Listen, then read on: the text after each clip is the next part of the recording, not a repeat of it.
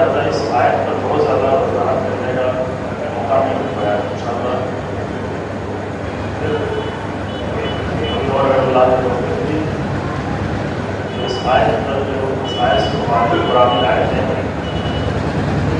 جو قرآن موضوع اور قرآن ٹاپک ہے کیونکہ آج اس موضوع کی عادت ہوتی ہے جو آپ کو منتخب کیا گیا امام علیہ السلام پر یادیں عاشق شہادت ہے اور یاد کی تبدیلی تو یہ موضوع بڑا موضوع بہت وسیع ہے میں نے دروازہ کھولا ہے آپ کے سامنے اس موضوع کا انشاءاللہ آپ کے بڑے جو ہیں اس پر مزید غور بھی کریں گے اللہ کے دربار میں مراجعت کریں گے موضوع ہے جس میں امام علیہ السلام نے قیامت تک کے انسانوں کو آئینہ دکھایا ہے کہ اس مسجد اللہ کے آئینے میں اپنے آپ کو آگے دیکھنا اور پرکھنا اپنی شکل کو پہچاننا حقیقی شکل کہ ان میں جن افراد کا تذکرہ ہوا ہے ان میں کن افراد سے ملتی جلتی ہماری شکل ایسے بھی افراد کا تذکرہ ہوا ہے نجیب اللہ میں جس پر امام علیہ السلام فخر کر رہے ہیں جن کو یاد کر رہے ہیں جن پر نگاہ کر رہے ہیں جناب والی کے اشتر کی شہادت کی خبر پہنچی والی کو بہت سکما پہنچا بہت درد ہوا اور فرمایا کہ مالک کون تھا مالک کون تھے وما ادراک مال مالک تم کیا جانو کہ مالک کون مالک اشتر معمولی انسان نہیں تھے کہا کہ مالک میرے لیے ایسے ہی تھے جیسے میں رسول اللہ کے لیے تھا محمد بن ابی بکر کی جب شہادت ہوئی علی بن ابی طالب کو تکلیف ہوئی پورا خطبہ میرے مخطوب یہاں پر موجود ہے مختلف قسم کے افراد کی حقیقتیں اور ان کے واقعی چہروں پہ جو حیات ہے ایک چہرہ تھی جس کے مقابلے میں امام علیہ السلام کی فریادیں اور بھی دوسرے چہرے ہیں اور وہ چہرے اس لیے بیان کیے گئے تاکہ ان کو دیکھ کر انسان قیامت تک انسان اپنے آپ کو سمجھے کہ اس کا کس گروہ سے تعلق ہے اور کیا وہ اس بات کا سبب تو نہیں بن رہا ہے کسی بھی دور میں کسی بھی زمانے میں کسی بھی سرزمین پر کیا وہ اس بات کا سبب نہیں بن رہا ہے کہ اس کی وجہ سے امام کی فریادیں بلند ہوں اسی طریقے سے جس طریقے سے امام علیہ السلام کی فریادیں بلند ہوئی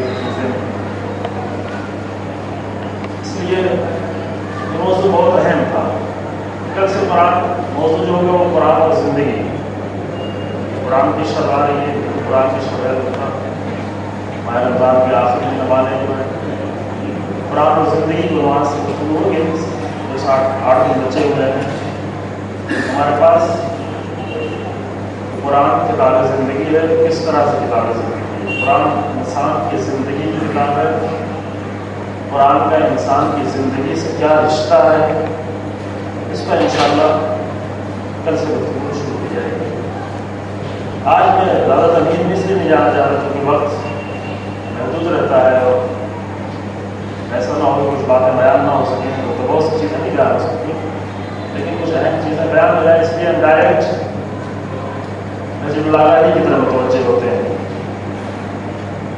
امام علیہ السلام نے کل میں نے پرسوں آپ کی خدمت میں خطبہ نمبر 27 پیش کیا اور کل خطبہ نمبر 29 اور 31 پیش کیا اس کے بعد امام علیہ السلام خطبہ نمبر 41 میں 41 میں بھی امام علیہ السلام کی فریادیں بلند نہیں ہیں لیکن یہاں پر ہم آپ کے سامنے بعض خطبے چھوڑتے ہوئے خطبہ نمبر 41 میں فرماتے ہیں کہ ایک بات اور وضاحت کر دوں کہ خطبہ نجیب اللہ میں جو خطبات ہیں بعض خطبے بعض جگہوں پر تعداد میں تھوڑا سا فرق شروع آخر تک نہیں شروع ہو نجیب اللہ کی الگ الگ تحقیق کی گئی ہے الگ الگ ریسرچ کی گئی ہے اور یہ بھی ایک نقطہ جانب ہے اور خوبصورت ہے کہ نجیب الآغا اہل سنت نے کافی کام کیا ہے، دادا اہل سنت نے، اور جو مشہور تحقیقات ہیں نجیب الآغا تحقیق ریسرچ ترتیب جو دیا ہے نجیب الآغا کو جمع کیا ہے جو سید رضی رحمۃ اللہ علیہ نے جمع کیا، جو ایک زبردست یعنی شیعہ عالموں میں سے ایک زبردست عالم ہے۔ سید رضی اور سید مرتضیٰ دو بھائی، سید مرتضیٰ اپنے وقت کے عظیم ترین فقہاء یعنی جو پوری تاریخ میں 1200 سال کی تاریخ میں جو 10-12 عظیم فقہاء کا نام آتا ہے اس میں ایک سید مرتضیٰ رحمۃ اللہ علیہ، اور ان کے چھوٹے بھائی سید رضی ہیں رحمۃ اللہ علیہ، جنہوں نے اس کتاب کو جمع کیا ہے تقریباً 1000 سال پہلے، 1000 سال پہلے مختلف کتابوں سے سید رضی نے اس کتاب کو جمع کیا ہے، مختلف جگہوں سے خطبے۔ میں نے آپ کے ساتھ اس سے پہلے عرض کیا یہ پورے نہیں ہیں، تمام خطبے نہیں ہیں، اگر سارے خطبوں کو جمع کیا جائے تو تقریباً 10 جلدیں ہوتی ہیں نجیب الآغا جیسے امام علیہ السلام۔ سید رضی نے بہت ہی خوبصورت کلمات کو اور بہت خوبصورت کلام کو نجیب الآغا نے بلاغت کے اعتبار سے جو اہم ہے ان کو جمع کیا۔ پھر اس کے بعد کافی تحقیقات ہوئی، سب سے بڑی تفسیر اور پہلی تفسیر جو اس پر شاید بڑی لکھی وہ اہل سنت کی تفسیر ہے، ابن ابی الحدیث، جنہوں نے 10 جلدوں میں نجیب الآغا کی شرح لکھی ہے، بہت ہی اہم شرح ہے، بہت ہی محنت سے لکھا ہے۔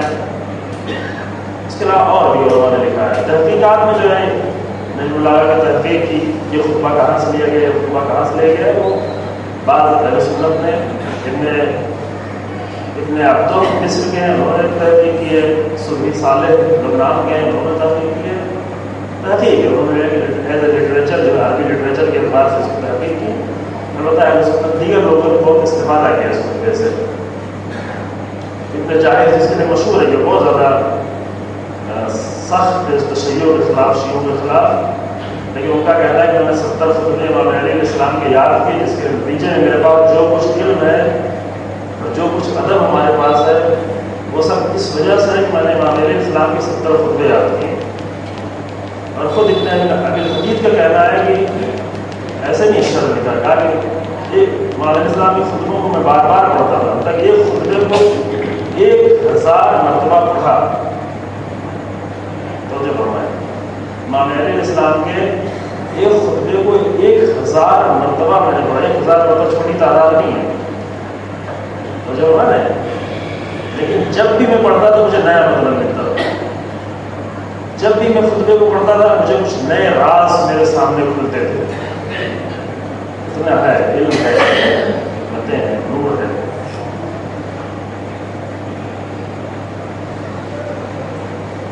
بس یہ سید رضی رحمۃ اللہ علیہ نے جمع کیا، محنت کی، اور دیگر لوگوں نے تحقیق کی، اس پہ ریسرچ کی ہے، نہ یہ کہ آپ بعض لوگوں نے کہا کہ اہل سنت نے جمع کیا، نہیں، اہل سنت نے نہیں جمع کیا ہے، شیعہ زبردست فقیہ عالم ادیب تاریخ کے عظیم انسانوں میں سے ایک سید رضی رحمۃ اللہ علیہ جنہوں نے اس کو جمع کیا۔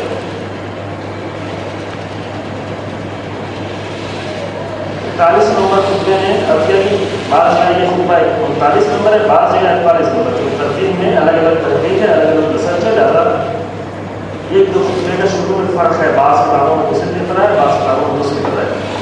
لہٰذا اگر جب آپ پڑھنے جائیں، اگر میں حوالہ دے رہا ہوں ایڈریس، اگر اس ایڈریس کو نہیں ملے تو 2 خطبہ اور آگے پیچھے دیکھیں تو مل جائے گی انشاءاللہ۔ اس خطبے میں امام علیہ السلام فرماتے ہیں کہ منیت بمن لا یطیع الا منیت بمن لا یطیع اذا امرت ولا یجیب اذا دعوت۔ مجھے ایسے لوگوں میں آگے پھنسا دیا گیا، ایسے لوگوں میں مبتلا ہو گیا ہوں، ایسے انسانوں میں آ کے مبتلا ہو گیا ہوں کہ ان کو دعوت دیتا ہوں تو آتے نہیں، کھانے کی دعوت نہیں۔ ہمارے جب دعوت کا لفظ استعمال ہوتا ہے تو عام طور سے ذہن جاتا ہے کھانے کی دعوت۔ عربی میں دعوت کا لفظ جو ہے وہ بڑا وسیع لفظ ہے، قرآن میں بھی بہت جگہ ہے، اس میں پورا ایک اچھا موضوع ہے ٹاپک گفتگو کا، دعوت۔ اللہ کے راستے کی طرف بلاؤ، دعوت دو، دعوت دو حکمت کے ساتھ، موعظہ کے ساتھ، مجادلہم باللتی ہی احسن، اگر ان سے جدال بھی کرو تو اچھائی سے، خوبصورتی سے، لڑو نہیں، جھگڑو نہیں، غیروں کے ساتھ اگر جدال بھی کرو، بحث بھی کرو۔ یہ موضوع انشاءاللہ کریں گے، امام صاحب فرماتا ہے کہ میں نے بلایا، میں ایسے لوگوں میں مبتلا ہو گیا ہوں، ایسے لوگوں میں آ کے گھر گیا ہوں کہ جب میں ان کو بلاتا ہوں تو نہیں آتے، جب ان کو حکم دیتا ہوں جواب نہیں دیتے۔ لا أبالكم ما تنتظرون بنصركم ربكم أما دين يجمعكم۔ کیا ہو گیا؟ اللہ کے دین کی نصرت کے لیے تم تیار نہیں، کس کا انتظار کر رہے ہو؟ اللہ کے دین کی نصرت کے لیے کس کا تمہیں انتظار ہے؟ معجزوں کا انتظار ہے، کوئی معجزہ ہو اور سارا کام حل ہو جائے، یہ نہیں ہوتا، یعنی یہ اللہ کے قانون کے خلاف ہے کہ ہم کوئی عمل خود نہ کریں اور اس انتظار میں ہو کہ کوئی معجزہ ہو اور ساری مشکل ہماری حل ہو جائے۔ اپنی قوت عمل کو چھوڑ دیں، اللہ کی دی ہوئی قوتوں کو ترک کر دیں۔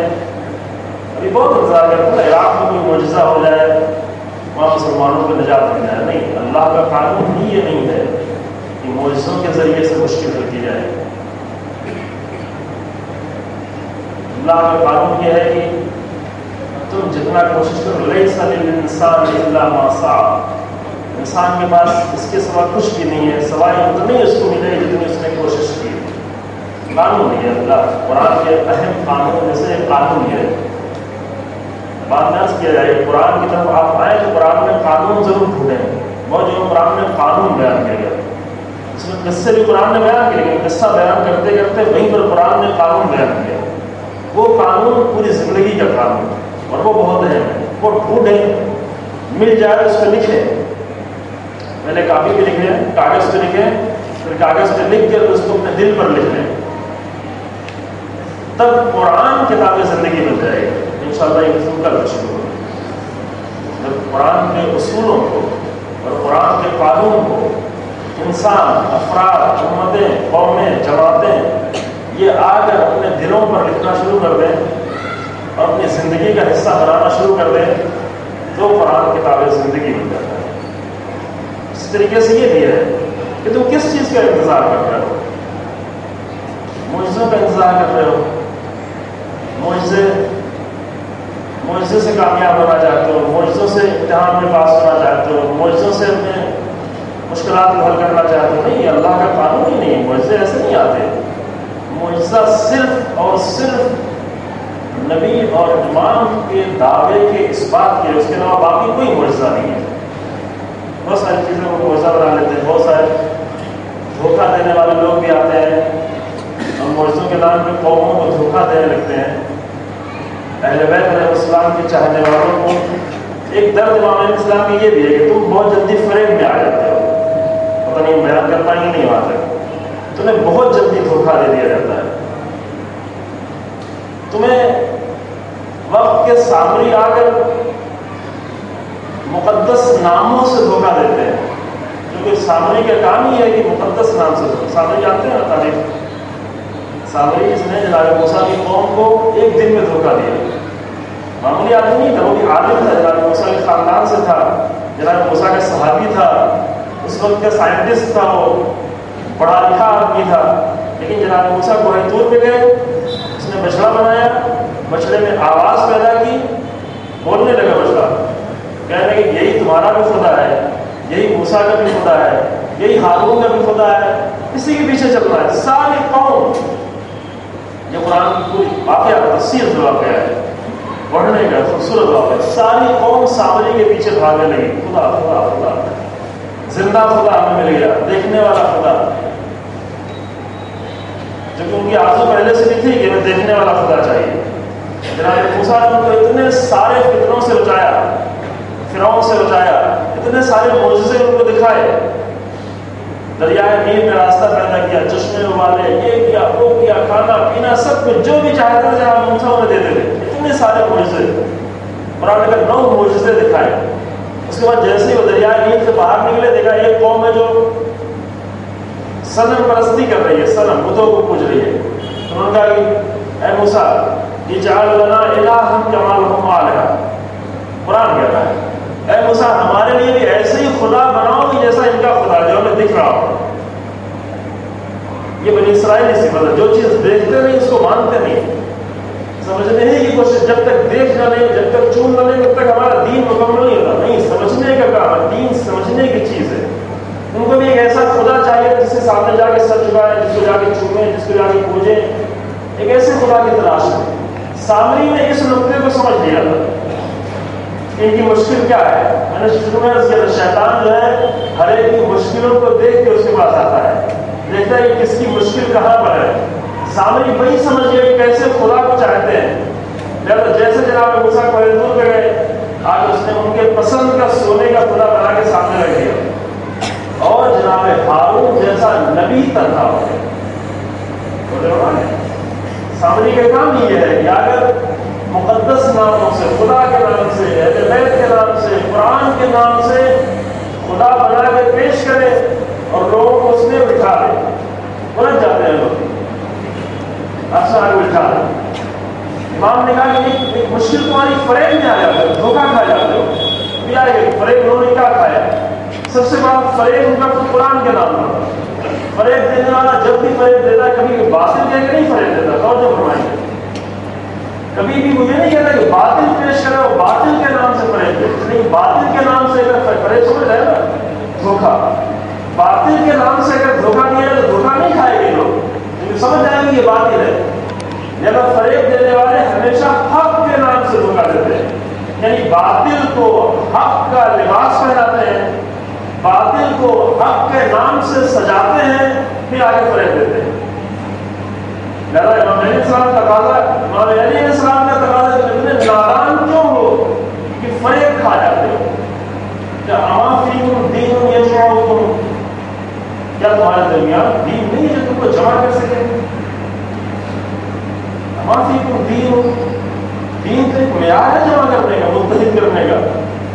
یہ امام علیہ السلام کے درد میں سے بہت بنیادی درد ہے. اس طرح اختلاف، آرزوؤں کا مختلف ہونا، خواہشات کا مختلف ہونا، یہ نہج البلاغہ میں کئی جگہ پر آیا ہے. جب یہ درد امام علیہ السلام نے کئی جگہ بیان کیا، اما فیکم دین یجمعکم، کیا تمہارے درمیان دین نہیں ہے؟ تم دین کے نام پہ آگے جمع ہو. تمہارے درمیان اہل بیت علیہ السلام، تم اہل بیت علیہ السلام کے نام پہ آگے جمع ہو. اہل بیت علیہ السلام کے نام پہ اختلاف ڈالنا، یہ ہمارے ذریعے فریاد ہوگی. بجائے کہ اہل بیت علیہ السلام کے نام پر سب آگے جمع ہو جائیں، آئے اہل بیت علیہ السلام کے نام پر اختلاف ڈالنا شروع کریں. یہ فریاد کی جگہ ہوتی ہے. کیا تم جمع نہیں ہو سکتے اس بات پر؟ بلا حمیت تحمشکم، کیا تمہارے اندر غیرت نہیں ہے کہ تمہارے اندر جذبہ پیدا کرے نصرت کا، دین کی نصرت کا، امام کی نصرت کا، حق کی نصرت کا؟ تو تمہارے اندر غیرت نہیں ہے. غیرت بھی بہت اچھا ایک موضوع ہے. غیرت کا لفظ سنتے ہیں بہت زیادہ نا. غیرت یعنی کسی منظر کو دیکھ کر انسان کے اندر تبدیلی. غیرت یعنی تغیر آ جانا، تغیر آ جانا. بعض دین پامال ہو رہا ہوتا ہے، قرآن کے اصول پامال میں ہوتے ہیں، قرآن کی آیتیں پامال ہو رہی ہوتی ہیں، ممبروں سے ممکن ہے پامال ہو رہی ہو، نہج البلاغہ پامال ہو رہا ہوتا ہے، اہل بیت کے زندگی کے قانون پامال ہو رہے ہوتے ہیں، لیکن جن کے اندر غیرت نہیں ہوتی، چونکہ تبدیلی نہیں آتی نا. غیرت ہوگی تو تبدیلی آئے گی، زیادہ کچھ نہیں، کوئی فرق نہیں پڑتا، ذرہ برابر فرق نہیں پڑتا. ہمارے معافی کی غیرت، کیا تمہارے اندر غیرت نہیں ہے کہ تمہارے اندر دین کی نصرت کا جوش اور ولولہ اور جذبہ پیدا کرے؟ ونادیکم اقوم فیکم مستصرخا، مستصرخا کے لفظ سنتے ہیں یا اسراف مستصرخا، میں تمہارے درمیان چیختا رہا. استصراف چیخنا. میں تمہارے درمیان منادیکم فیکم مستصرخا، میں چیخ کر تمہیں بلاتا رہا. میں نے شروع سے نقطہ ذہن رکھے، یہ ساری باتیں دشمنوں سے نہیں کہہ رہے ہیں میرے بارے میں، ہر وقت کے دور کے چاہنے والوں سے کہہ رہے ہیں اور اس وقت کے بھی چاہنے والوں سے کہہ رہے ہیں. منادیکم فیکم مستصرخا، میں تمہیں چیخ کر فریاد بلند کر کے بلاتا رہا. فلا تسمعونی، منادیکم متفوقا فلا تسمعون لی قولا، لیکن تم نے میری بات کو نہیں سنا. ولا تطیعون لی امرا، لیکن اور تم نے میرے حکم کو نہیں مانا، اطاعت نہیں کی. حتی تکشف الامور عن عواقب مساعہ، یہاں تک کہ تمام مسائل ساری کوششیں تم نے انجام دی اور یہاں تک بہت برے نتیجے پر جا کر ختم ہو گیا. یعنی ایک قوم جس کے اندر امام علی جیسا لیڈر، رہبر، امام موجود ہو، اور جب یہ قوم آخری نتیجے پر پہنچی تو نتیجہ بہت برا تھا، بہت برے نتیجے پہ پہنچی. تاریخ سے آپ آگاہ ہے نا کہ کیا ہوا امام علی علیہ السلام کے ساتھ ہوتے ہوتے کیا ہوا اس قوم کا. اس کے بعد والے خطبے میں اور واضح طور پر بیان کیا ہے. فرماتے ہیں کہ اما بعد، یہ خطبہ نمبر 71 ہے 71. فرماتے ہیں اما بعد یا اہل العراق، مثال دی ہے تمہاری حالت کیسی ہے، بہت خوبصورت مثال ہے. فرماتے ہیں فإنما أنتم كالمرأة الحامل، تم حاملہ عورتوں جیسے ہو. اس کو غور کریں. ہمارے یہ ہے عراق، اے میرا لشکر، تم ایسی حاملہ عورتوں جیسے، حاملہ عورتیں سمجھ رہے ہیں، پریگننٹ حاملہ عورتوں جیسے تم ایسے اور کوئی ہر حاملہ نہیں، ایسی حاملہ عورت جیسے ہو کہ حملت فلما اتمت املست ومات قیمها، ایک ایسی حاملہ عورت جس نے سارا درد اٹھایا، 9 مہینے تک اپنے بچے کو اپنے شکم میں رکھا. یہ درد آپ نہیں سمجھ سکتے، مرد اس کو نہیں سمجھ سکتے. جن مصیبتوں سے گزرنا پڑتا ہے، جن تکلیفوں سے گزرنا پڑتا ہے، جن اذیتوں سے گزرنا پڑتا ہے، شب و روز کس مصیبت سے گزارنا پڑتا ہے ایک عورت کو جب ایک بچے کو وہ جنم دینا چاہتی ہے، ایک بچے کو جب اپنے شکم میں رکھتی ہے. امام فرماتے تم اس حاملہ عورت جیسے ہو جس نے پوری مدت تک اپنے بچے کو اپنے پیٹ میں رکھا، لیکن جب نتیجے کا وقت آیا کہ بچہ جنم دے تو اس نے مردہ بچہ جنم دیا، مرا ہوا بچہ. اور صرف مرا ہوا بچہ نہیں جنم دیا، جب اس نے اپنے مرے ہوئے بچے کو جنم دیا تو اس کا شوہر بھی مر گیا. خوبصورت تعبیر ہے. شوہر بھی اس کا مر گیا اور اس کے رڑاپے کی مدت بہت طولانی ہو گئی، کسی نے اس سے شادی بھی نہیں کی، مری بھی نہیں ہو. اس کی بیوگی اور رڑاپے کی مدت بہت لمبی ہو گئی. یہ سب کچھ ہوا عزیزوں، یہی سب کچھ ہوا تاریخ میں. اور اس کے کوئی قریبی رشتہ دار بھی نہیں تھے.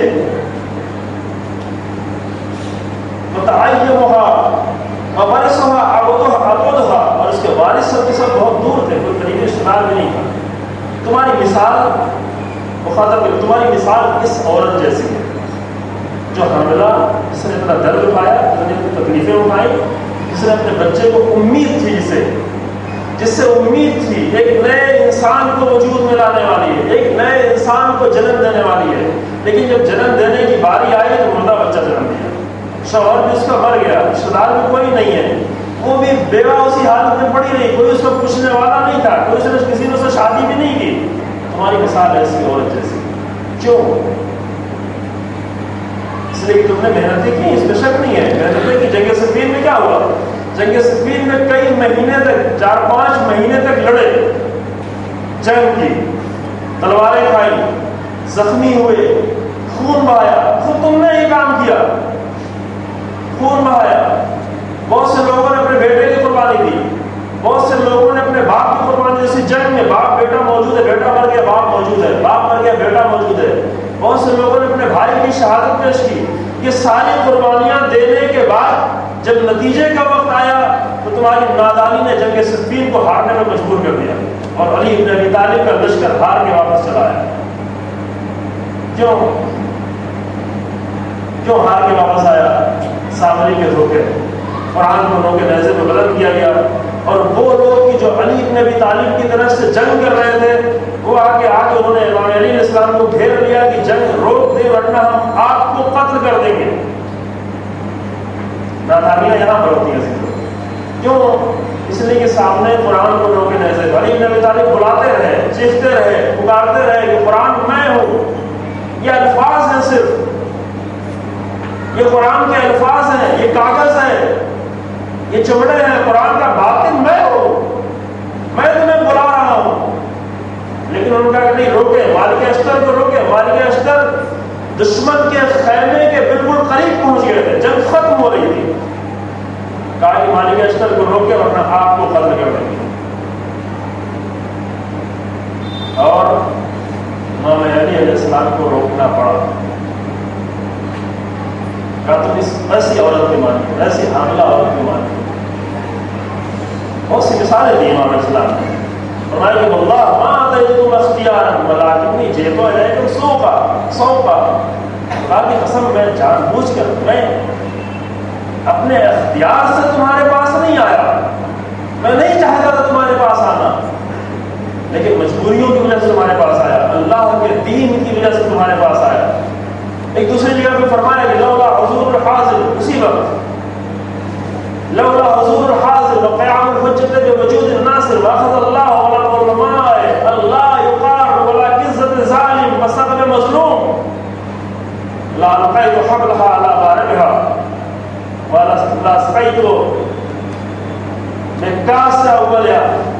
اگر اللہ میں اگر لوگ موجود نہ ہوتے، اگر لوگ حضور حاضر، اگر لوگ میری مدد کے لیے نہ آتے، اور اگر ناصروں کے ہوتے ہوئے حجت کا قائم کرنا ضروری نہ ہوتا، اور اگر اللہ نے علماء سے اس بات کا عہد نہ لیا ہوتا کہ وہ ظالموں کے شکمپری پر اور مظلوموں کے بھوک پر وہ خاموشی سے نہیں بیٹھیں گے. یہ وعدہ ہے اللہ کا. عالم اگر ہے تو اللہ کا عالم سے یہ وعدہ ہے کہ وہ ظالم اگر ظلم کر رہا ہوگا اور مظلوم بھوکا ہوگا تو وہ خاموش نہیں رہتا ہے. امام علیہ السلام فرماتے ہیں کہ اللہ کا اگر علماء سے یہ وعدہ نہ ہوتا تو القیت حبلها علی باربها، تو میں خلافت کی رسی کو اس کے پیٹھ پر ڈال دیتا، اسے آزاد چھوڑ دیتا. میں قبول نہیں کرتا اس خلافت کو. میں نے اس اللہ کے وعدے کی بنیاد پر خلافت کو قبول کیا ہے. میں نے اپنی ذمہ داری کو ادا کرنے کے لیے خلافت کو قبول کیا ہے. میں جان کر نہیں آیا ہے، مجھے پسند نہیں تھا تمہارے پاس آنا، لیکن اب جب تمہاری مشکلوں کو دور کرنے کے لیے ہم تمہارے پاس آئے تو تم کیا کر رہے ہو میرے ساتھ. کئی مثالیں دی رسول اللہ کا. میں نے کہا کہ پوری چیزیں نہیں کر سکتا، مثالیں چند مثالیں دی امام علیہ السلام نے جگہ جگہ پر. ایک جگہ فرمایا کہ تمہاری مثال اس کپڑے کی ہے، تمہاری مثال اس کپڑے کی ہے کہ جس کو ایک جگہ سے سلو، وہ سیدھا کپڑا بہت وسیدہ ہو جائے، سڑ جائے، پانی میں پڑا ہوا تھا، کہیں پڑا ہوا تھا، سڑ گیا کپڑا، اب اس کو استعمال کرنا چاہتے ہیں. یا تمہاری مثال اس وسیدہ کپڑے جیسی ہے جس کو ایک جگہ سے سلا جائے تو دوسری جگہ سے پھٹ جاتا ہے، دوسری جگہ سے سلا جائے تیسری جگہ سے پھٹ جاتا ہے. اس کپڑے سے جسم کی حفاظت نہیں کی جا سکتی. یہ کپڑا ممکن ہے ذلیل کر دے انسان کو. یہ کپڑا اگر کوئی پہنے ممکن ہے انسان کا جسم کھل جائے، ذلیل ہو جائے. تمہاری وجہ سے بھی ذلت اٹھانی پڑتی ہے. تمہاری مثال اس کپڑے کی ہے. تم پر بھروسہ نہیں کیا جا سکتا، تم پر اتنا بھی بھروسہ نہیں کر سکتے کہ ایک پیالہ بھی تمہیں دے تو تم امانتداری سے اسے واپس کرو. کیوں تم اس مشکل میں؟ تمہیں ایک طرف سے سلا جاتا ہے، دوسری طرف سے مشکل پیدا کرتے ہو. ایک فتنے کو کم کیا ہے، دوسرا فتنہ شروع کر دیتے ہو. ایک فتنہ ختم ہو، دوسرے فتنے کا آغاز ڈالتے ہو. کیا ہے یہ؟ اس کپڑے کی طرح تم کیوں ہو؟ تاکہ تمہاری مثال اس اونٹ جیسی ہے، اونٹ کے ریوڑ جیسی ہے. تمہاری مثال اس اونٹ کے ریوڑ جیسی ہے کہ جس کو ایک طرف سے جا کے ہٹاؤ، سنبھالو، وہ بھاگتا ہے ادھر ادھر. ایک طرف سے سنبھالو تو دوسری طرف بھاگتا ہے، دوسری طرف سنبھالو تیسری طرف بھاگتا ہے. اور یہ اونٹ سنبھالنے والا پریشان ہو جاتا ہے، دوڑتا رہ جاتا ہے، تھک جاتا ہے. دوسری جگہ فرمایا کہ تمہاری مثال اس اونٹ جیسی ہے کہ جس کو کوہان زخمی ہو گیا ہو. یہ بے خود بات ہے. تمہاری مثال اس اونٹ جیسی ہے کہ جس کا کوہان زخمی ہو. کوہان سمجھ رہے ہیں؟ اونٹ کے اوپر کا حصہ جو ہوتا ہے کوہان سے کہتے ہیں، جس کے سہارے سے وہ آگے بڑھتا ہے، اسی کے سارا سامان جو ہے ٹکتا ہے، ورنہ گر جائے گا. کیا تمہاری مثال اس اونٹ کے کوہان جیسی ہے جو اندر سے زخمی ہو، اوپر سے اس کا زخم بھر گیا ہو، ٹھیک ہو گیا ہو، لیکن اندر سے وہ زخمی ہو. ایسے اونٹ کے لیے کیا کیا جا سکتا ہے؟ نہ اس میں سواری کر سکتے ہیں، نہ اس سے سامان ڈھو سکتے ہیں. اس اونٹ کو صرف اس کا کام یہ ہے کہ اس کو ایک جگہ باندھ کر اس کو کھلاؤ پلاؤ تاکہ اس کا زخم صحیح ہو جائے. تمہاری مثال ایسی ہے، تمہیں صرف کھلائے. تم چاہتے ہو کہ علی تمہارے زخم کو صحیح کرتے رہے، اور یہ زخم بھی ٹھیک ہونے والا نہیں ہے. تمہیں ایک جگہ رکھ کر کھانے کھلا دو، تم سے کوئی علاج نہیں ہو سکتا، تم سے کوئی سواری نہیں ہو سکتی، تم سے دین کی کوئی خدمت نہیں ہو سکتی، کچھ نہیں ہو سکتا تم سے. کہا کہ میں نے چاہا تھا کہ تمہارے ذریعے سے مدد کروں، اريد مداوع بكم، میں نے چاہا تھا کہ تمہارے ذریعے سے علاج کروں، دوسروں کا علاج کروں۔ علی امام ہے، علی کا کام ہے علاج کرنا، امت کا علاج، انسانیت کا علاج، امراض کو دور کرنا، بیماریوں کو دور کرنا، جسم کی بیماریاں نہیں، انسان کے معاشرے کی بیماریاں، انسان کے روح کی بیماریاں۔ میں نے چاہا تھا کہ امت مسلمہ کی بیماریوں کو تمہارے ذریعے سے دور کریں، وَأَنْتُمْ داعی، لیکن تم خود میری بیماری بن گئے۔ عجیب طرح میں نے یہ کہا تمہارے ذریعے سے ساری امت کی بیماری کو دور کریں، لیکن تم خود میری داعی، میرے لیے خود میری بیماری بن گئے۔ کیسی بیماری؟ کہ ناقص الشوکۃ بالشوکہ، میرا حال اور تمہارا حال ایسا تھا کہ جیسے کانٹے سے کانٹا نکالا جائے، وَهُوَ يَعْلَمُ أَنَّ زَرَعَهَا مَعَهَا، کبھی دیہات وغیرہ میں کانٹا چبھ جاتا ہے، بچوں کو کانٹا چبھ جائے تو کانٹے کو سوئی سے نکالتے ہیں، تکلیف نہیں ہوتا نا، کانٹا چبھائے کہ نہیں پتہ نہیں۔ شہروں میں ان چیزوں سے آدمی دور رہتا ہے، نہیں اسے معلوم، چبھ جاتا ہے کانٹا نکالنا ہو، کانٹا سوئی سے نکالتے ہیں۔ بعد میں کانٹے کو کیا الشوکۃ بالشوکہ، کانٹے کو کانٹے سے نکالنا۔ اگر سخت کانٹا ہو، مضبوط کانٹا ہو تو شاید کانٹے سے کانٹا نکال دیا ہے، لیکن کبھی نادانی میں آئے ماں ایک ایسے کانٹے سے کانٹے کے بہت نرم ہو، بہت ملائم ہو، بہت کمزور کانٹا ہو، کمزور کانٹے سے اگر کانٹے کو نکالیں تو کانٹا خود چبھ جاتا ہے، دوسرا کانٹا اور جا کے چبھ جاتا ہے۔ پہلے کانٹے کا زخم اور بڑھا دیتا ہے، چونکہ نکال لیں زخم بھی اور بڑھاتا ہے اور خود جا کے چبھ جاتا ہے۔ کہ تمہاری مثال اس کانٹے جیسی، تم کانٹا ہو، تمہارے ذریعے سے میں نے امت کے کانٹے کو نکالنا چاہا، تمہارے ذریعے سے میں نے علاج کرنا چاہا، لیکن تم خود چبھتے چلے گئے، تم علی کی بیماری بن گئے، تم اپنے امام کی بیماری بن گئے، تم مشکل کشا کی مشکل بن گئے، اور یہ سب کی مشکلات حل کرنے والا، لیکن تم لوگ آگے خود میری مشکل بن گئے، اور کن مشکلوں میں مجھ کو گرفتار کر دیا ہے۔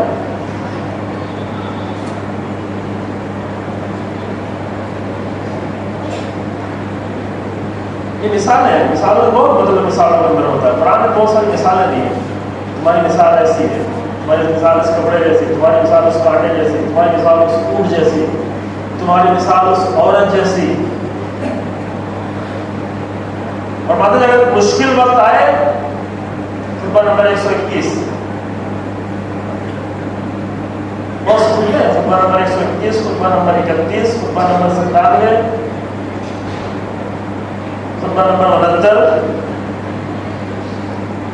سارے خطبوں کو پڑھیے گا آپ جا کے، اس موضوع کو بہتر طریقے سے اور جاننا چاہتے ہیں۔ کیا فریاد علی نے بلند کی، کون لوگ تھے سامنے، بس آئینے میں دیکھنا۔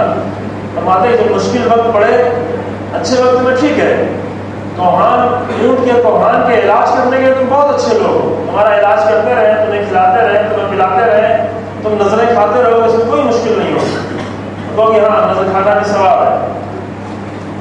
پہلے کھلانا ثواب تھا، کھلاؤ مومنین کو کھلاؤ ثواب ہے، اب کھانا بھی ثواب ہو گیا، جتنا کھاؤ اتنی زیادہ ثواب ہے، تم یہ ثواب لیتے رہو، تم اس کام کے لیے تم بہت اچھے ہو۔ ابھی ایک جگہ پر یعنی کوئی بھی پروگرام بغیر نظر کے نہیں ہونا ہے، یہ غلط عادتیں ڈال دی گئی،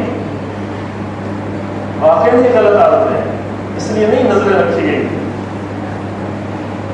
بغیر تبرک کے نہیں ہونا ہے۔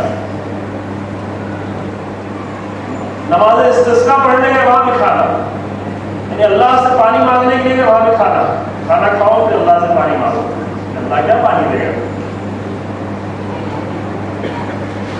اس کام کے لیے بہت اچھے ہو تم لوگ، لیکن جب مشکل آئے، علی بن ابی طالب پر جب کوئی مشکل آئے، کوئی مشکل وقت تمہارے سامنے آئے، میدان جنگ اگر سامنے آئے، گرم ہو میدان جنگ، تو تم ابن ابی طالب کو، جو کلمہ ہے علی ابن ابی طالب کو اس طریقے سے چھوڑ کے چلے جاؤ گے، بہت ہی خوبصورت جملہ ہے، مثال دی، تم علی ابن ابی طالب کو اس طریقے سے چھوڑ کے چلے جاؤ گے جیسے ایک ماں اپنے بچے کو اپنے رحم سے جدا کر دیتی ہے. یعنی کیا؟ یعنی جب بچہ رحم سے جدا ہو جاتا ہے تو دوبارہ ممکن نہیں واپس پلٹنا. تم اس طریقے سے علی کو چھوڑ کے جاؤ کہ دوبارہ واپس پلٹ کے نہیں آؤ گے. مشکل وقت میں تم نہیں ساتھ دیتے، مشکل وقت میں تم فرار کرتے ہو. علی بن ابی طالب کو ان افراد کی ضرورت ہے جو مشکل وقت میں، امام صادق علیہ السلام کے پاس صحابی آئے اور کہہ رہے مولا کب حجت کا ظہور ہوگا کہ ہماری مشکلیں آسان ہوں. یہی چاہتے نا، اسی لیے ہمارے حجت کا ظہور طلب کر رہے ہیں، آئیں آ کے ہماری مشکلات کو حل کریں. ہم اکیلے ہیں، ہم تنہائی ہیں، آسمان کے دروازے بند ہیں، زمین کے راستے بند ہیں، ہم اسیر ہیں، ہم مجبور ہیں، آ کے ہماری پریشانیوں کو دور کریں. ہمارے صادق علیہ السلام نے فرمایا کہ کیسی باتیں کرتے ہو، امام کا جب ظہور ہوگا تو تمہاری مشکلوں میں اور اضافہ ہوگا، تمہاری ذمہ داریاں بڑھ جائیں گی، تم آرام سے کھاتے پیتے جا کے سو جاتے ہو، اپنے بیوی بچے کو دیکھتے ہو. تمہیں پوری دنیا کو دیکھنا ہے، تمہیں پوری دنیا کی ہدایت کرنا ہے. امام یہ تو نہیں ہے کہ آگے سب کو ایک تلوار سے سب کو ختم کر دے، باقی بچے ہم جو امام کے چاہنے والے امام کو کھلانا پلانا شروع کر دیں، نظریں کرنا شروع کر دیں. امام اس لیے نہیں آئے گے. امام بھی وہی سب کچھ کریں گے جو دیگر ائمہ نے کیا ہے. امام کی سیرت وہی ہوگی جو امام کے جد رسول اللہ کی سیرت تھی. امام کا کام سب کو ہدایت کرنا. اللہ تعالیٰ فرق سے اتنا ہوگا کہ جب علی ابن ابی طالب تھے تو لوگوں کے پاس عقل نہیں تھی، لوگوں کے پاس علم نہیں تھا، وہ ہدایت کو نہیں سمجھ رہے تھے. لیکن جب امام آئیں گے تو لوگوں کا سمجھنا آسان ہو جائے گا. لیکن ایسا نہیں کہ سب ایک ساتھ معجزے سے سب کے سب مومن ہو جائیں گے اور جو مومن نہیں ہوگا اس کو ایک معجزے سے سب کی گردن اڑا دی جائے گی اور سب ہم تنہا رہ جائیں گے. ابھی تو ہماری کوشش ہوتی ہے کہ ہم نے بھی ایک دوسرے کو جدا کر دیں. وہ فلاں گروہ کا ہے، وہ فلاں قبیلے کا ہے، وہ فلاں خاندان کا ہے، وہ فلاں لوگ ہیں، وہ فلاں وہ مومن نہیں ہے، وہ فلاں نہیں ہے، وہ فلاں نہیں، بس ہم سے تنہا ہم رشتے ہیں. یہ کیا تنگ نظری ہے؟ یہ کون سی تنگ نظری ہے؟ مومنین کے درمیان نہیں ہے اختلاف. ہماری باتوں کو بھی جو باتیں عرض کی جا کے اپنا الگ الگ مانا. میں کچھ سمجھانا چاہ رہا ہوں، سمجھ کچھ رہے ہیں. یعنی جو بات میں نہیں کہہ رہا ہوں اسے لوگ سمجھ رہے ہیں، جو بات میں سمجھانا چاہ رہا ہوں اسے وہ آگے کوئی مجھ سے سوال نہیں کرتا. کئی لوگ آتے ہیں سوال کرنے. کون سا سوال؟ وہ چیزیں جو میں نے نہیں کہی اس کے بارے میں سوال کر رہے ہیں. وہ چیزیں جس سے بچنا چاہو، جس میں فتنہ ہے، جس سے بچو، علی کی فریادیں بلند نہ کرواؤ، وہ آگے سوال اس سے کر رہے ہیں، اس کے بارے میں سوال کر رہے ہیں. اور جس چیز کے بارے میں سوال کرنا چاہیے وہ نہیں سوال کر رہے. یہ کیا ہے؟ اس لیے ہم آپ کو طلب کر رہے ہیں. بات درج کریں اس کے بارے میں بھی ٹائم نہیں ہے. کیا مشکلات پیدا کی امام زمان کے نام سے، کتنے باطل کو پھیلایا گیا حق کے نام سے. اس عظیم نام کو، اس مقدس نام کو، اس فیض خدا کو، اس وسیلہ خدا کو کہاں کہاں استعمال کیا جا رہا ہے. اس لیے امام نہیں ہے. ہماری جو ضرورت پڑتی ہے، جو مشکل وقت آتا ہے تو اس طرح علی کو چھوڑ کے، ابی طالب کے بیٹے کو اس طرح چھوڑ کے چلے جاؤ. کلمہ یہ ہے اس طریقے سے ماں اپنے بچے کو رحم سے جدا کر دیتی ہے، واپس نہیں پلٹتا، نہیں آنا چاہتا. اچھے وقت میں دین کے بہت ساتھی ہیں. امام حسین علیہ السلام نے فرمایا کہ الدین لا یکن علی السنتکم، الدین لا یکن علی السنتہم وحینما محدث بالبلاء قلت دیانون. دین ان کی زبانوں پر لقلقۂ زبانی بنا ہوا ہے، زبانوں پر دین گھوم رہا ہے. دین زبانوں پر بہت ہے، زبانوں پر دین کے بہت چرچے ہیں، زبانوں پر دین کا بہت تذکرہ ہے. اس کو کہتے ہیں لقلقۂ زبانی. زبان میں جا کے دیکھے دین بہت ہے، بہت دینداری کی باتیں ہیں. وحینما محدث بالبلاء قلت دیانون. لیکن جب مصیبت کا وقت آئے اور مصیبت میں ان کو آزمایا جائے تو دیدار بہت کم ہو جاتے ہیں. قلت دیانون، دیداروں کی تعداد بہت کم ہو جاتی ہے. دیدار میں 72 نکلتے ہیں، دین کے لغلغے بہت ہیں، دین کے نام بہت ہیں، دین کے چرچے بہت ہیں، لیکن جب ذرا سی مصیبت آئے کہ ابھی خطرہ ہے، ابھی اپنی سوسائٹی کو خطرہ ہے، ابھی جماعت کو خطرہ ہے، ابھی دکان کو خطرہ ہے، ابھی بزنس کو خطرہ ہے، ابھی حق بولنے میں خطرہ ہے، مقلد دیار دیدار بہت کم ہوتے ہیں. پیسہ دینے کے لیے ہے. امام حسین اسلام کے پاس امام علی اسلام کا بہت خاص صحابی آیا، راستے میں ملاقات ہوئی. کیا بولا کہاں جا رہے ہیں؟ کہا جا رہے ہیں کربلا کی طرف جا رہے ہیں. کیا کوفے والے آپ کے ساتھ نہیں ہیں؟ کیا مشکل نہیں ہے، تم کس کے ساتھ ہو؟ کیا کوفے کی تلواریں، کوفے والوں کے دل آپ کے ساتھ؟ جھوٹ نہیں بولا، دل امام کے ساتھ تھا. بہت سے لوگوں کا دل امام کے ساتھ ہے. ہر دور کی بات یہ ہے، صرف اس زمانے کی بات نہیں ہے. بہت سے لوگوں کا دل امام کے ساتھ ہے، امام سے محبت ہے. دل امام کے ساتھ نہیں، امام سے محبت ہے. تاکہ دل امام کے آپ کے ساتھ ہے لیکن تلواریں آپ کے ساتھ نہیں ہیں. امام نے کہا تم اپنی بتاؤ، تم کہاں ہو، تم کس کے ساتھ ہو؟ کہا کہ مولا یہ گھوڑا آپ کو دیتا ہوں، یہ اپنی تلوار آپ کو دیتا ہوں، بہت قیمتی تلوار ہے، بہت مضبوط تلوار ہے، لیکن میرے قبیلے کے کچھ ذمہ داریاں ہیں، میرے بچوں کی کچھ ذمہ داریاں ہیں. تاکہ تم اپنا گھوڑا بھی لے جاؤ، اپنی تلوار بھی لے جاؤ، تمہاری ضرورت نہیں ہے. حسین ابن علی کو تمہاری ضرورت نہیں ہے.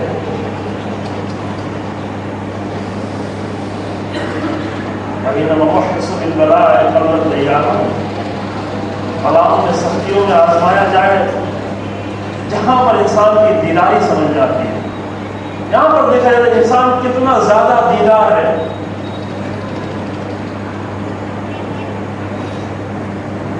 اور آزمایا جاتا ہے. قرآن کی آیت ہے حسب الناس ان یترکوا ان یقولوا آمنا وهم لا یفتنون، ان یترکوا ان یقولوا آمنا وهم لا یفتنون. کیا لوگوں نے یہ سمجھ رکھا ہے کہ وہ کہیں گے کہ ہم مومن ہیں، اپنے آپ کو مومن کہیں گے، ان کو ہم آزمائیں گے نہیں؟ یہ لوگوں نے سمجھ رکھا ہے. یہ گمان بھی نہیں کرنا. جتنا زیادہ ایمان کی دولت تمہیں دی جائے اتنی زیادہ آزمایا بھی جائے گا. یہ بھی قرآن کا قانون ہے. ایک آیت نہیں، کئی آیت. یہ قانون ہے، بنیادی قانونوں میں سے. جب امام علی علیہ السلام سے حکومت چھنی اور آئے لوگ ابھی سفیان آئے، کیا ہوا؟ آپ کی حکومت چھن گئی. امام علیہ السلام نے اس کی آیت کی تلاوت کی کہ اگر کسی کو نبی جیسا، رسول اللہ جیسا نبی، اتنی عظیم نعمت کسی امت کو ملی تھی تو اس امت کو آزمایا جائے گا. اگر کسی کو موسیٰ جیسا نبی ملے گا تو اس امت کو سامری سے آزمایا جائے گا، امتحان ہوگا. اگر کسی کو رسول اللہ جیسا نبی ملے گا تو اس امت کو بھی سامری سے آزمایا جائے گا، اس دور کے سامری سے. ہر دور کے اپنے الگ سامری ہوتے ہیں. قرآن نے یہ قصے نہیں بیان کیے، اسی لیے بیان کیا کہ اپنے دور کے موسیٰ کو پہچانو، اپنے دور کے سامری کو بھی پہچانو. سامری آ کے تمہیں دھوکہ دے گا. انسان کی دیداری مصیبتوں کے وقت دیکھی جاتی ہے. کتنا اس کے اندر دین ہے، کتنا اس کے اندر مضبوطی ہے اس وقت جب سختیاں آئیں.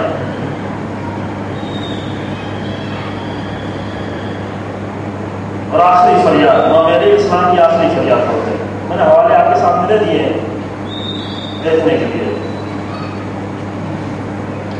خطبہ نمبر 97 فرماتے ہیں کہ پورا خطبہ ایک جملہ فرماتے ہیں کہ یہ بہت عظیم تھا. اور لقد اصبحت الامم تخاف ظلم روعاتها واصبحت اخاف ظلم رعیتی. درد کی انتہا ہے. فرمایا کہ امتیں اس حالت میں صبح کرتی ہیں اپنی، تمام امتیں اور قومیں اور امتیں. لقد اصبحت الامم، امتوں کی صبح اس حالت میں ہوتی ہے کہ ہر روز وہ اپنے حاکم سے ڈر رہی ہوتی ہے کہ آج نیا ظالم بادشاہ کیا مجھ پر نیا ظلم کرتا ہے. یہ ظالم بادشاہ یہی کرتے ہیں، روزانہ نیا ظلم. امتیں ڈرتی ہیں، امتیں خوفزدہ ہوتی ہیں. ایسے لوگوں سے لوگ بہت ڈرتے ہیں، ظالموں سے. ہماری امتیں اس حالت میں صبح کرتی ہیں کہ ڈر رہی ہوتی ان کا ظالم حاکم کون سا ظلم کرتا ہے. لیکن اصبحت اخاف ظلم رعیتی، لیکن میں اس حالت میں صبح کرتا ہوں. میں حاکم علی ابن ابی طالب جو حاکم ہے علی بن ابی طالب اس حالت میں صبر کرتے ہیں کہ اپنی امت سے ڈر رہے ہوتے ہیں کہ کس دن کون سا نیا ظلم ہونے والا ہے. ہر ایک دن نیا ظلم، ایک نئی مصیبت، ایک نئی مشکل، ایک نیا درد، ایک نیا رنج. میری صبح اس حالت میں ہوتی ہے، ڈر رہا ہوں، تم سے ڈر رہا ہوں، تم نئے نئے ظلم مجھ پہ کرتے ہو، اور یہ ظلم کا سلسلہ جاری ہے.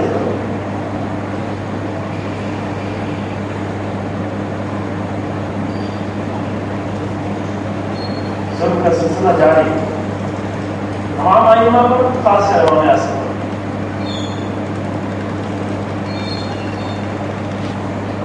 ہمارے اعمال سبب بنتے ہیں، فکر ہماری سبب بنتی ہے، ہمارے سوچ کا انداز سبب بنتا ہے. ہمارے اختلافات، یہ سب کو اگر جمع کریں تمام خطبوں کو، ہماری فریب خوردہ ذہنیت، فریب کھانے والے لوگ، بزدل لوگ، سارے خطبے یہی، ہماری بزدلی، ہمارا فریب کھانا، ہمارے اختلافات، ہمارے تفرقے، ہمارے امام کی اطاعت نہ کرنا، ہمارا اپنی قوموں میں فساد پیدا کرنا، ہماری خیانتیں کرنا، دین سے خیانت، قرآن سے خیانت، منبر سے خیانت، یہ سب خیانتیں، یہ سب سبب بنتی ہیں کہ امام کا دل پیپ سے بھر جائے. لقد ملأتم قلبی قیحا، تم نے میرے سینے کو، میرے دل کو پیپ سے بھر دیا. بھر جاتا ہے امام کا دل، اور وہاں پر امام کی فریاد ہوتی ہے. امام کو امت کی تلاش ہے، امام کو چاہنے والوں کی نہیں تلاش، کوفے جیسے چاہنے والے. امام کو امت چاہیے. امام کے معنی آگے آگے چلنے والا، عربی میں امام کے معنی آگے آگے. وہ جو جماعت پڑھا رہا ہے اس کو بھی امام کہتے ہیں. ابھی ہم اردو میں پیشوان کہتے ہیں، لیکن عربی میں فارسی میں امام ہی کہا جاتا ہے. کیوں؟ وہ آگے آگے نماز پڑھاتا ہے، پیچھے پیچھے لوگ، معموم لوگ نماز پڑھ رہے ہوتے ہیں. امام کے معنی آگے آگے چلنا. امام آگے آگے چلے، اس کے پیچھے پیچھے معموم چلے. اگر امام کے آگے آگے چلنے کے ساتھ ساتھ پیچھے معموم چل رہا تو یہ امام ہے. اگر پیچھے معموم نہیں ہو تو امام نہیں رہے گا. سر آپ یہاں پہ نماز جماعت قائم کریں، امام کو لا کے کھڑا کریں، آپ کو آپ امام ہیں، آپ نماز پڑھائیں. امام تنہا نماز پڑھنا شروع کر دے، پیچھے کوئی بھی نہیں ہو، ایک بھی نہ ہو، اب تو یہ امام نہیں رہ گئے. اس کی نماز تو تنہا کی نماز ہو گئی. یہ کون سا امام جس کے پیچھے کوئی ہے ہی نہیں؟ امام کیا ہے؟ یہی امام ہے. امام کے معنی، امام کے پیچھے اس کے چلنے والی امت، نہ کہ اس کی تعریف کرنے والی، نہ کہ اس کے ذکر کر کے خوش ہونے والی، نہ کہ اس کے نام پر اپنا پیٹ بھرنے والی، نہ امام کے پیچھے چلنے والی امت. بہت سے فضائل ہیں، حدیثیں ہیں، ہم سمجھتے ہیں امام کی فضائل بیان ہو رہے، نہیں، فضائل نہیں بیان ہو رہے، تمہاری مشکل حل کی جا رہی ہے. رسول اللہ نے فرمایا کہ مثل اہل بیتی کمثل سفینۃ نوح من رکبها نجا ومن تخلف عنها غرق. اہل بیت کی مثال کشتی نوح کی ہے، جو اس پہ سوار ہو گیا وہ نجات پا گیا، جو سوار نہیں ہوا وہ غرق ہو گیا. ہم سمجھیں کہ اہل بیت علیہ السلام کی فضیلت بیان ہو رہی ہے. فضیلت تو ہے ہی، لیکن یہ فضیلت کے لیے نہیں رسول اللہ نے بیان کیا تھا. اہل بیت علیہ السلام کسی فضیلت کے بیان کے محتاج نہیں ہے. اگر رسول اللہ نے کچھ بھی نہیں بیان کیا ہوتا، اگر قرآن کی ایک آیت بھی اہل بیت کے لیے نازل نہ ہوتی، پھر بھی اہل بیت کی فضیلت میں ذرہ برابر کمی نہیں ہوتی عزیزو. کیوں؟ اس لیے کہ فضیلتیں انسان کی ذات میں ہوتی ہیں. کسی کے کہنے اور نہ کہنے سے فضیلت کم اور زیادہ نہیں ہوتی. اہل بیت علیہ السلام فضیلت کا سرچشمہ ہے. تمام فضائل یہاں سے، میری ذات کے اندر سے فضائل کے چشمے جاری ہوتے ہیں. علی بن ابی طالب کی ذات کے اندر سے فضیلتیں ہیں. یہ فضیلتیں نہیں بیان کی جا رہی ہیں، یہ ہماری مشکلات کا حل بیان کیا جا رہا ہے. جب تم طوفان میں پھنسو تو اہل بیت کی کشتی پہ سوار ہو جانا ورنہ غرق ہو جاؤ گے. ہم سمجھتے ہیں یہ آخرت کے لیے بیان کیا تھا، یہ آخرت کے لیے میں نہیں بیان کیا تھا، یہ اسے دنیا کے لیے بیان کیا. جو آخرت میں طوفان نہیں آئیں گے، آخرت میں سیلاب بھی نہیں آئے گا. سیلاب گمراہیوں کا سیلاب اسی دنیا میں آتا ہے، اور جب اس دنیا میں گمراہی کا سیلاب آئے تو تم اپنے آپ کو کشتی میں سوار کر لینا. اگر اہل بیت کی کشتی میں سوار نہیں ہوئے تو غرق ہو جاؤ گے. اہل بیت کے کشتی میں سوار ہونے کا مطلب کیا ہے؟ یعنی جدھر جدھر یہ کشتی جا رہی ہے ادھر ادھر کشتی کا سوار بھی جا رہا ہے. یہ تو نہیں ہو سکتا کشتی کہیں اور بھی جا رہی ہو سوار کہیں اور جا رہا ہو, ممکن نہیں ہے. سیلاب آئے, طوفان آئے, کشتی کی تعریفیں کر رہے ہیں لیکن کشتی پہ سوار نہ ہو, کون غرق ہوگا؟ تو وہ لوگ غرق ہوں گے جو کشتی کی دشمن ہیں, کشتی کی برائی کرتے ہیں, کشتی کی مذمت کرتے ہیں, کشتی پہ تیر مارتے ہیں, کشتی پہ تلوار مارتے ہیں, وہ غرق ہو جائیں گے. اور دوسرا کون غرق ہوگا؟ وہ بھی غرق ہوگا جو کشتی کی تعریف تو کر رہا ہے, کشتی کے فضائل کو بیان کر رہا ہے لیکن کشتی پہ سوار نہیں ہو رہا ہے. بالکل اپنی چیز ہے نا. اگر اپنے آپ کو, اگر جوان نے, اگر مومن نے, اگر اپنے آپ کو اس نے کشتی اہل بیت پہ سوار نہیں کیا تو دشمنی تو نہیں کی ہے لیکن غرق ہونے میں دونوں کے برابر ہے. نہیں ہے, طوفان آئے, کشتی لا کے سامنے کھڑی کر دیا ہے اور آپ مسجد میں کھڑے ہو کے نہیں کشتی تو بہت اچھی ہے, کشتی تو بہت خوبصورت ہے, کشتی تو بہت پاکیزہ ہے, کشتی تو بہت مضبوط ہے, وہ کہہ رہا نہیں آؤ سوار ہو تمہیں بچائیں, ہم کہہ رہے نہیں سوار نہیں ہوں گے. جیسے دوسرے غرق ہو جائیں گے یہ بھی غرق ہو جائے گا, کیونکہ غرق سے نجات کا ایک ہی راستہ ہے, وہ کہ کشتی پہ سوار ہو جاؤ. رسول اللہ نے فرمایا کہ جب مصیبتیں آئیں, طوفان آئیں تو کشتی میں سوار ہونا. دو چیزیں ہیں, قرآن اور اہل بیت. انی طارق فیکم الثقلین کتاب اللہ و عترتی اہل بیتی. یہ فضیلت ہم نہیں بیان کر رہے ہیں, یہ تمہاری مشکلات کا حل بیان کر رہے ہیں, یہ ہم تمہیں قیامت تک کے طوفانوں سے نجات دینے کا راستہ بتا رہے ہیں. یہ طوفان کا نجات ہے یہاں پر. یہ ہے کشتی اہل بیت, اس پہ سوار ہو جاؤ گے نجات. سوار ہونا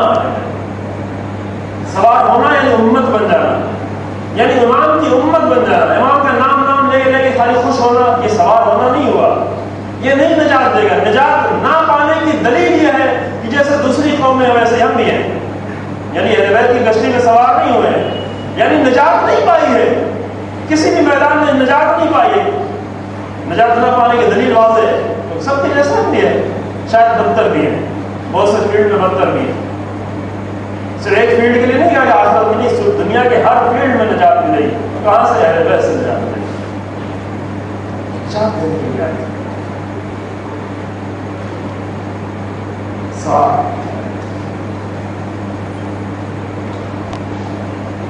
امام علیہ السلام نے فرمایا کہ جا رہے ہیں, آج کی شب آخری شب,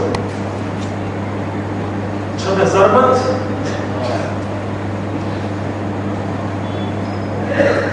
شب ضربت بھی امام علی علیہ السلام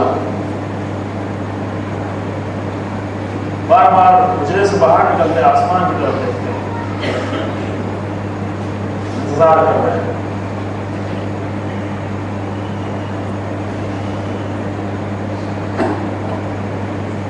نماز شب پڑھتے ہیں, مشرقت نماز پڑھی آگے باہر دیکھا, قرآن کی تلاوت کی آگے باہر دیکھا. رسول اللہ بھی یہی کرتے ہیں. عام دنوں میں جب نماز شب پڑھ رہے ہوتے تھے یہ نہیں ایک ساتھ پوری نماز پڑھتے, بلکہ نماز پڑھی آگے آسمان کی طرف دیکھتے, اللہ کی قدرت, اللہ کی حمد کرتے تھے. امام علیہ السلام بار بار آتے ہیں, جناب ابن کلثوم کو محسوس ہو گیا بابا کی بے چینی اس بات کی بے چینی نہیں ہے کہ علی اس دنیا میں نہیں رہیں گے, اس بات میں تو علی کو انتظار ہی ہے.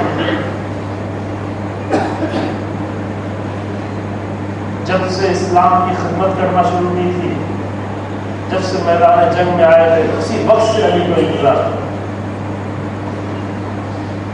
شہادت کا انتظار, شہادت کی آرزو, شہادت سے عشق.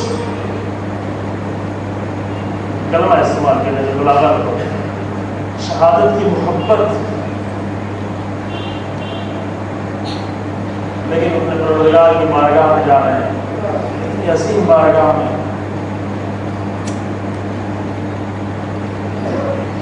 بار بار آتے ہیں. شاید سنا آپ نے ضربت, سر پر ضربت پڑی, اس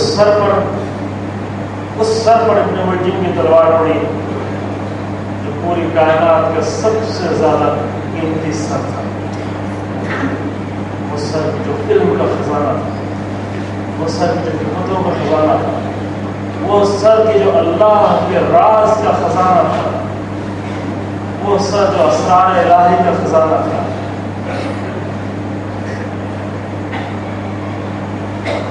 فرشتوں کی آواز بلندی، اللہ مقرقان خدا اطلع علی الرضا اطلع الامین المصطفیٰ.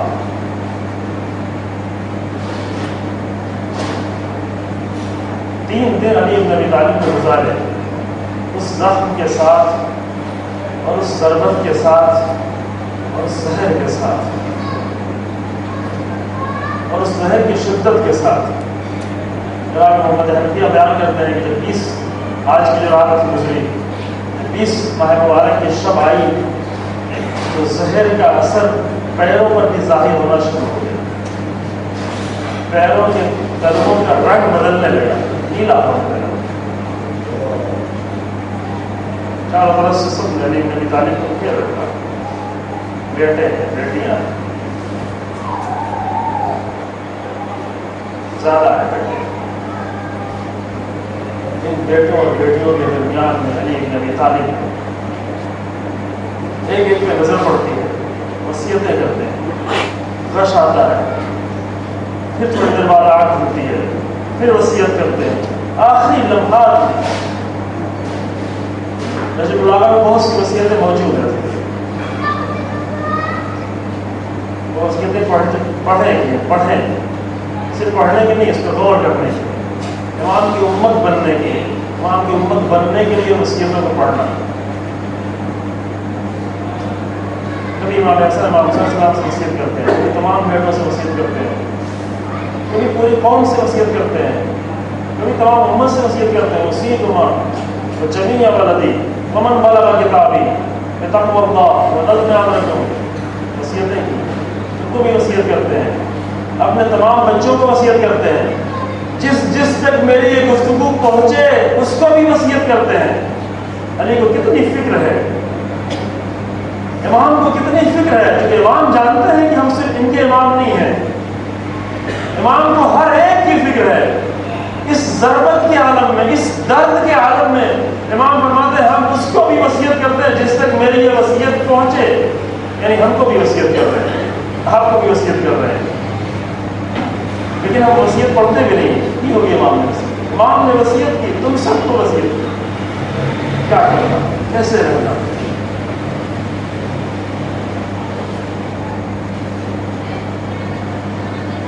جناب ام کلثوم بہت گریہ کر رہے ہیں، شدید گریہ کر رہے ہیں. رشت آپ کو لیے جناب ام کلثوم گریہ کر رہے ہیں. کہا بیٹی رو نہیں، بیٹی تمہارے رونے سے مجھے تکلیف ہوتی، بیٹی گریہ نہیں کرو. اگر تمہیں معلوم ہوتا، اگر تم وہ سب چیزیں دیکھتی کہ جو میں دیکھ رہا ہوں تو تم اس طرح گریہ نہیں کرتی. جناب عباس کو دیکھا، اپنے سینے سے لگایا اور سینے سے لگا کے فرمایا میرے اولاد، روز قیامت تمہارے ذریعے سے میری آنکھوں کو ٹھنڈک ملے گی، تمہیں دیکھ کر میری آنکھوں کو ٹھنڈک ملے گی. اے میرے بیٹا، جب عاشور کا دن آئے اور تم نئے فراق میں داخل ہونا، پانی نہیں پینا. میرے بیٹے پانی نہیں پینا.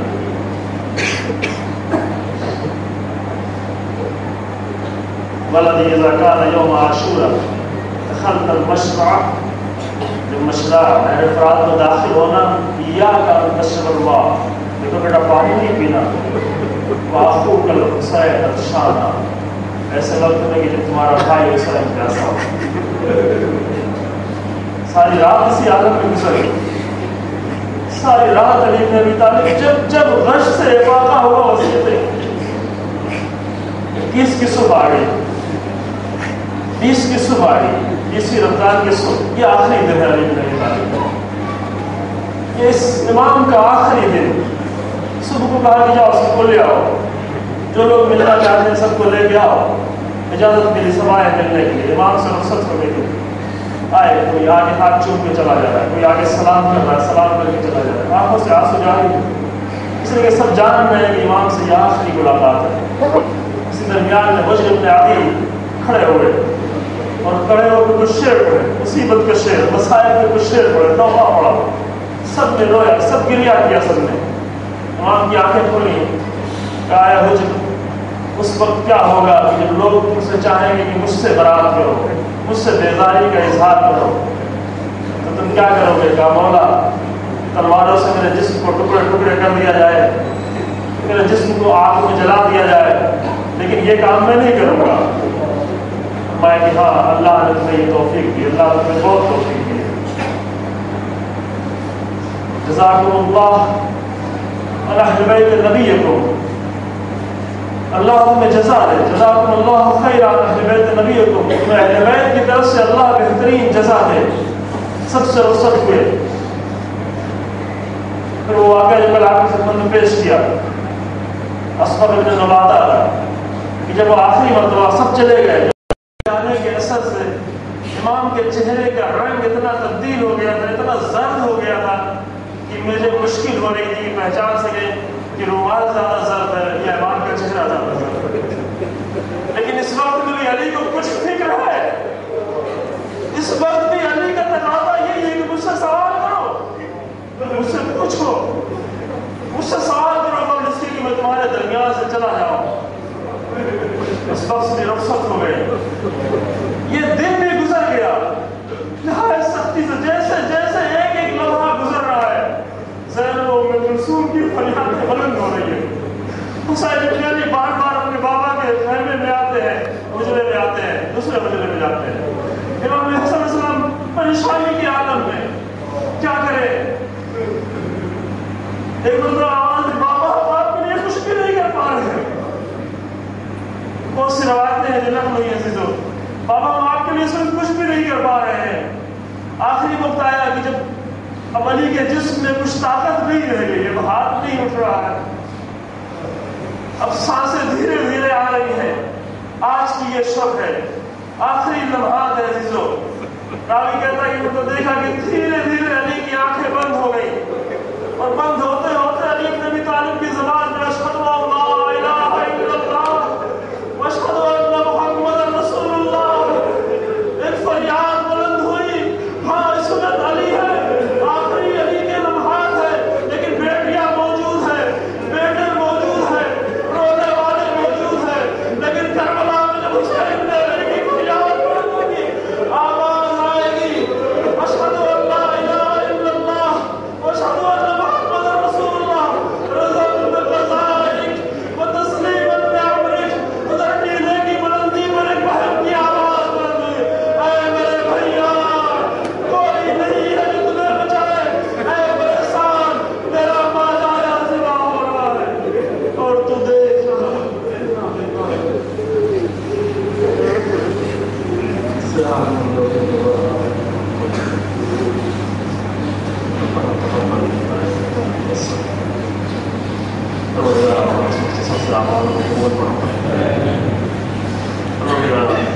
ہمارے امام کو ہم سب سے راضی فرما، اسماء مبارک میں شبہ قلب میں توفیق عطا فرما، تیرے دین کو سمجھنے کی، تیرے دین کے راستے پر چلنے کی، تمام کی معرفت کی توفیق عطا فرما۔ امام زمان کی امت میں قرار دے، امام زمانہ کی ضرورت میں تعجیل فرما، ان کے اعمال و شمار فرما۔ ربنا تقبل منا انك انت السميع